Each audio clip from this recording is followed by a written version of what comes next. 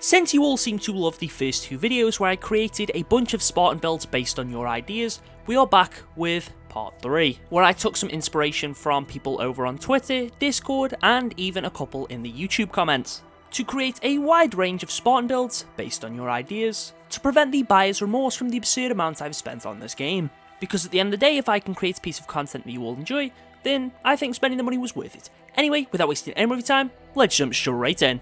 First things first, we had an idea from Digion, and he asked if I could create Silver Team based on their look in the main timeline. Now if you didn't know, Silver Team were actually recently made canon through a Waypoint article we have, and they were actually a part of Omega Team. They were the other 3 members that had remained without names for the past few years. Honestly, I saw this coming from a mile away, not them being a part of Mega Team, but them being made canon at some point, and I honestly don't have a problem with it at all. Anyway, I try my best to create what Silver Team could look like in Gen 3, making use of their current helmets and visors that were ultimate rewards, and the visors were of course login bonuses during those weeks. The builds themselves really aren't anything too special. I used the Shadow Sorrel coating on all of them to try and make them look like they were a part of a team. Maybe something like the 2022 World Championship coating could have made a bit more sense with them being Silver Team, and I probably could have used their emblem too, but as a whole I don't think these builds are anything too special, which also means they're not all that bad either. Next up, Void Tear asked me to create some Promethean soldier builds. Now I was asked this before the Sundered Star coating had released, so I instead tried to make them look like they were under the Librarian's control using the Master Builder coating. I am of course using the Chimera core, as for this kind of thing it just made the most sense. We next had a suggestion from Mage, who asked me to build a post-apocalyptic Wasteland themed Spartan, but I cannot use Rakshasa in any form.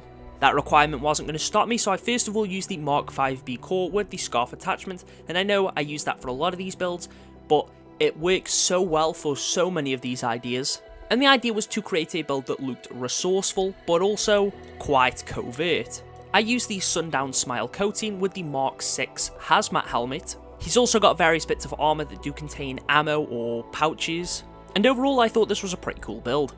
American Ranger asked for a snow camo ODST. Now I could have taken the basic route, just did a generic ODST build with something like the Epsilon Winter coating, although I don't have that. So I instead used the Mark 7 core, using the chest piece that we had in the Season 4 Battle Pass with the ODST helmet. That also has an attachment. I'm also using one of the coatings from Season 3's Battle Pass, and a nice matching red visor. I don't think he's going to completely blend in with a snowy environment, but I actually really like how this build turned out. Yui the Sith Trooper then asked me to create a Sith Trooper from Rise of the Skywalker. Overall, not the biggest enjoyer of the sequel trilogy. I did like Force Awakens, but I will admit the trooper designs in those films were really cool, and the Sith Trooper is definitely no exception. Unfortunately, I couldn't capture the look the way I wanted to. I did once again use the Mark 7 core with the Rakshasa shoulder pads, as I think they captured the shape pretty well, but the main reason I used the Mark 7 was for the coating, as there isn't really that many shiny red ones. I think if the coating I used was a bit less grimy, then it probably would have been perfect. I did use Vanig's EOD helmet as opposed to the normal variation, and the only reason I used EOD is because every single time I tried to make one of these Star Wars troopers, every single comment in regards to them is telling them that I did it wrong and I should have used the EOD helmet, despite these being my Spartan builds, and I think some of the helmets actually suit them much better. But anyway, moving on. Subsonic Falcon asked me to create the Berserker armor from Berserk. I've never watched Berserk before, but I did try my best to take this one on. I used the Yoroi core with the Cinder Ring armor coating, and the Kazamot's helmet with its attachment to try and give it that angular shape. Although there was quite a lot of thought behind this one, I'm really not too happy with the outcome. Moving on, sticking with the same helmet but changing everything else, Soul Saber 123 asked me to create Batman. Again, we went back to the Mark 5B core, once again using the scarf attachment, and I tried my best to create an armoured Batman look since I'm not going to get very close to the real thing. So I used the Redacted Records armour coating and the Spirit visor, as well as some shoulder pads from Eagle Strike, overall creating quite a stealthy but bulky looking build. Noble6, CEO of Mark 5B, asked me if I can try to recreate Hunk from Resident Evil. For this one, I used the Rakshasa armor core and one of the coatings that came in the Omega Team bundle with the Kerberos helmet and a red visor. Now I think some of the hazmat helmets could have also worked pretty well for this, but they did specify to use Kerberos. And although it's not the most accurate to the character, I think it's still a pretty solid build overall. Jedi Spartan 38 asked me to try to recreate Omega Team's armor without using any of the pieces in their overpriced bundles. I didn't try to recreate all of them and chose Leon specifically for no particular reason. Now, I assumed when they said don't use any of the armor from their bundles that also applied to the coating, so I had to find something different for that as well.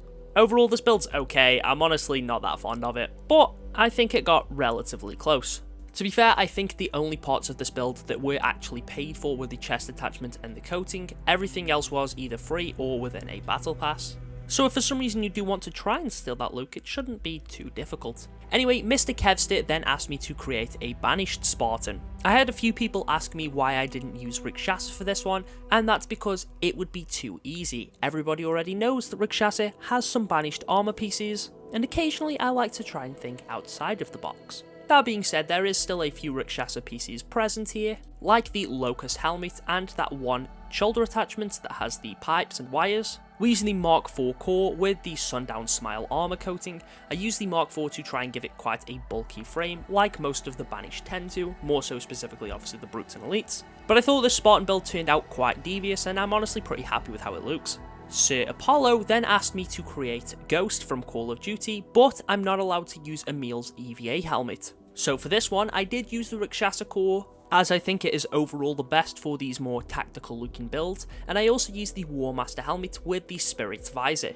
Although it's not 100% accurate to Ghost's appearance, I think it got pretty close, and again this was actually one of my favourite builds, despite not really caring for Call of Duty whatsoever. I was then asked by Geordie Bry and B in the Discord had asked me a couple of times to make a Pacific Rim inspired Spartan. I based the look more so on Gypsy Danger. I used the Mark 5B core with one of the chest attachments that came in the Season 5 Battle Pass. Mirage probably would have been the better option if I owned the Balor bundle and had that chest attachment that applies your visor to the centre. Unfortunately, I don't have that, so this was the next best option. I also used it for the Wedgwood Spriggan coating, as I believe that was the closest I could get to his overall colour palette. The Red Lee Saint then asked me to recreate Buck from Halo 5. I took some creative liberties with this one, as I didn't want to just recreate Buck's Halo 5 appearance, but more so what he could look like if he was to show up again.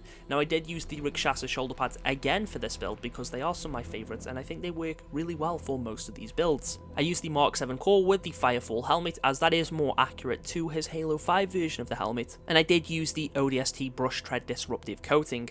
Next up, Craig the Brute on the last video asked me to try and make the Arbiter's armor. Now, I'm not realistically going to get very close to that, but I did try to make an Arbiter inspired fit using the Master Builder coating, one of the shoulders from Eagle Strike, and a lot of Yoroi pieces. It's definitely not the best build, but I think it turned out somewhat okay. Answered Elk 113 asked me to create the Crynet Nano Suit from Crysis using the Chimera core, and I've already done this build in the past, so this was a pretty easy one to knock. Just in case anyone's curious, since I've been asked a couple of times, the coating is actually steel red, which is one of the free ones. Xavier asked me to make a Helldiver based on its current popularity, and I got semi-close-ish. I did have a few people suggest using different helmets like Firefall, one of which was actually Rockeye, and to be fair, that probably would have been perfect, but I don't really fancy paying that much money for just a helmet. But I did like how this build turned out, and even though it's not the best representation of a Helldiver, it's just a pretty nice ODST set.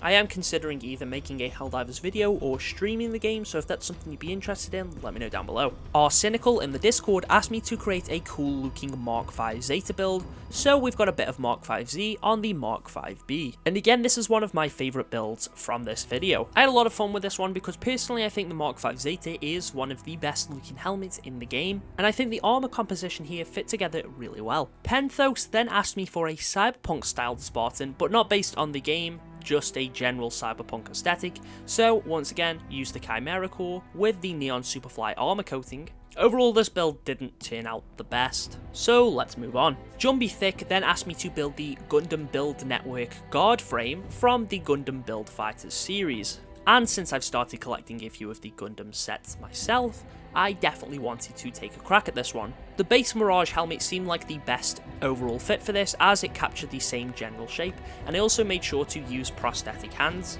I tried to use different armour to replicate the colours of the suit itself, and again, this one actually turned out quite nice. Zenny in the Discord then asked me to try and recreate some of the concept art from Halo Reach, so I took a crack at Jun's concept art using the ULLR helmet. I think if this coating made the face of the helmet itself grey, then this would have turned out a lot better, but in the end I'm honestly not too sure how to feel about it. Jim Jam then said he was still hoping for some kind of scavenger getup, so it's back to Rakshasa for this one. I once again used the Mark 6 hazmat helmet with some basic Rakshasa armor pieces to capture that scavenger Wastelander Luke, and overall this was another personal favourite. And finally, the last suggestion was from Dr. Sonic 1991, and the build was Sonic the Hedgehog.